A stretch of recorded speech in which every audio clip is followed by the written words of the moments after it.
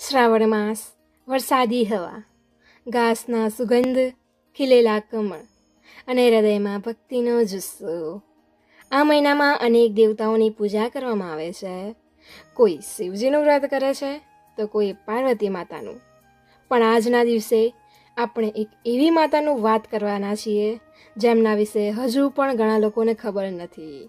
જી હા, આપણે વાત કરીશું માતા જીવંતિકાની, જે માતૃત્વ અને કરુણાની જીવંતાની સ્વરૂપ છે. માતા જીવંતિકા એ દુર્ગા માતાનું એક રૂપ છે.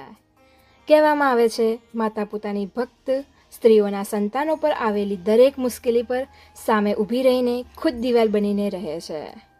ખાસ કરીને જ્યારે સ્ત્રીઓ શ્રાવણ માસના શુક્રવારના દિવસે પૂરા ભક્તિભાવથી વ્રત કરે છે, જ્યારે માતા પ્રસન્ન થઈને ઘરના બાળકોને સ્વાસ્થ્ય, શાંતિ અને લાંબી આયુષ્ય આપે છે.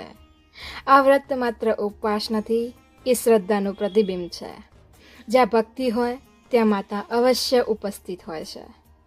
ચાલો હવે આપણે સાંભળીએ એક એવી કથા જે સદીઓની જૂની છે, પણ આજે પણ તેટલી જ સાચી લાગે છે. એક ગામ હતું, શાંત, પરંપરાગત અને ખૂબ જ પવિત્ર. ત્યાં રહેતી હતી એક સ્ત્રી. નામ હતું સુશીલા. સામાન્ય ગૃહિણી, નાનું ઘર, નાની આવક, પણ ધીરજ, સંસ્કાર અને શ્રદ્ધા અપાર. રોજ સવારે ઉઠીને મંદિરમાં દીવો કરતી, ઘર સાફ કરતી, બાળકોને શાળાએ મોકલવા અને પતિ માટે ટિફિન તૈયાર કરતી. એના જીવનના આ બધા ભાગ હતા, પણ એક ખાસ વાત હતી. દર શુક્રવારે એ ઉપવાસ કરતી, જીવંતિકા માતાનું પૂજન કરતી, એના બાળકો માટે, એના ભવિષ્ય માટે અને માતાજીના આશીર્વાદ માટે આ વ્રત કરતી. એમણે ક્યારેય કોઈ રોકાણ વગરનું કોઈ વ્રત છોડ્યું નથી. લોકો એને કહેતા, સુશીલા, તું ક્યારે થાકી જતી નથી? તને શું મળે છે? અને એ હસીને કહેતી, મને મારા સંતાનો માટે માતાજી પાસેથી આશીર્વાદ લેવા છે. એ મારી ભક્તિ છે. એક દિવસ ગામમાં એક અજાણી બીમાર આવી. બાળકો તાવ, લોહીના તણાવ, દર્દ, ઉલટીઓ અને આંખોમાં અવાજો આવતા. ગામના ડૉક્ટરે નિર્વિકલ્પ હતો. આખું ગામ ભયમાં હતું. માતાઓ ડરી ગયેલી, બાળકોના શરીર હળવા લાગી ગયા અને દુર્લભે સુશીલાના પુત્ર પણ એ જ બીમારીમાં સપડાયો હતો. તરત જ સારવારની શરૂઆત થઈ. તરત જ તાવ ઉતર્યો નહીં. દવાઓ કામ ન કરતી હતી. આખું ઘર મૌન. સુશીલા રોજ સવારે અને રાતે જીવંતિકા માતાની મૂર્તિ સામે બેઠી રહેતી. એને ભોજન ભૂલાઈ ગયું હતું, એને ઊંઘ પણ નથી આવતી અને પીડાની ભક્તિ બની રહી હતી. એ રાતે માતાએ પોકારવા લાગી, માં, મારે કશું નહીં જોઈએ, મારે એ જ જોઈએ છે, મારો દીકરો જીવતો રહે. એ જ રાતે સપનામાં લાલ સાડી પહેરીને અનેક હાથોમાં શસ્ત્રો અને આશીર્વાદ સાથે ઊભેલી માતા પ્રગટ થઈ. બોલી, મારી દીકરી, તું કોઈ છોકરીની ભક્ત નથી, તું તો મારી તપસ્વી છે. તું જેમ મને ભજે છે ને એ જ ભક્તિથી હું પ્રસન્ન છું. તારો પુત્ર મારા આશીર્વાદથી સાજો થઈ જશે.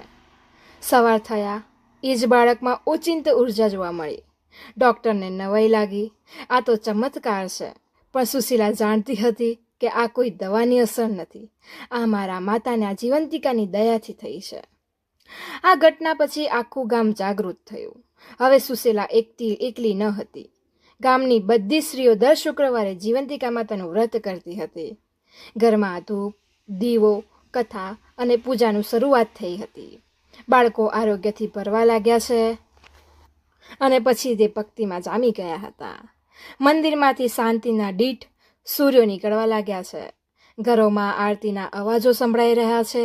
માતાઓ ફરીથી હસવાનું શીખવું લીધું છે. એક નાનો વ્રત હવે સમાજની એક શક્તિ બની ગયો છે. આ વ્રત કરવું ખૂબ જ સરળ છે, પણ ભક્તિપૂર્વક કરવું એ મહત્વનું છે. શુક્રવારના દિવસે વહેલી સવારે ઉપવાસ રાખવો, ઘરમાં સાફ સફાઈ કર્યા પછી માટીની મૂર્તિ બનાવવી અથવા માતાજીની તસવીર મૂકી પૂજન કરવું. પુષ્પો, ધૂપ, કંકુ, અક્ષત, નારિયેળ અને મીઠાઈથી પૂજા કરો. પછી કથા વાંચો અથવા સાંભળો. અંતે દીવો અને આરતી કરો અને માતાજી પાસે મૌન ભાવે પ્રાર્થના કરો, માં, મારા સંતાનોને તારી કૃપાથી સુરક્ષિત રાખજે. વ્રતના ફળ શું મળે છે? આ શ્રદ્ધાથી સંતાનોને લાંબુ આયુષ્ય મળે છે. ઘરમાં શાંતિ અને સુખ, રોગથી રક્ષણ, માતૃત્વમાં સ્નેહની વૃદ્ધિ, સંસ્કારવત સંતાનોનો આશીર્વાદ, દુઃખ ટાળવાની શક્તિ અને ધૈર્ય. આજના સમયમાં જ્યારે લોકો દુઃખી છે, બાળકોમાં રોગોથી પીડાઈ રહ્યા છે, ત્યારે પણ જો કોઈનામાં શ્રદ્ધાથી જીવંતિકા માતાનું વ્રત કરે છે તો એવી માતાને દુઃખ કંઈ આવતું નથી. જીવનમાં જો ભય હોય તો માતા છે, જો આશા ઓછી પડે તો માતા છે. જય જીવંતિકામાં. આજની કથા આપણને સંદેશ આપે છે કે જ્યાં શ્રદ્ધા છે ત્યાં શાંતિ છે, જ્યાં માતા છે ત્યાં રક્ષણ છે. જો તમે આ કથા ગમી હોય તો કમેન્ટમાં જરૂર લખજો જય જીવંતિકામાં. અને ચેનલ દિવ્યવાણી ગુજરાતને સબસ્ક્રાઈબ કરવાનું ના ભૂલતા, જેથી આવી ભક્તિપૂર્ણ વાર્તા તમને સતત મળતી રહે. જય માતાજી, જય જીવંતિકામાં, જય ભક્તિ.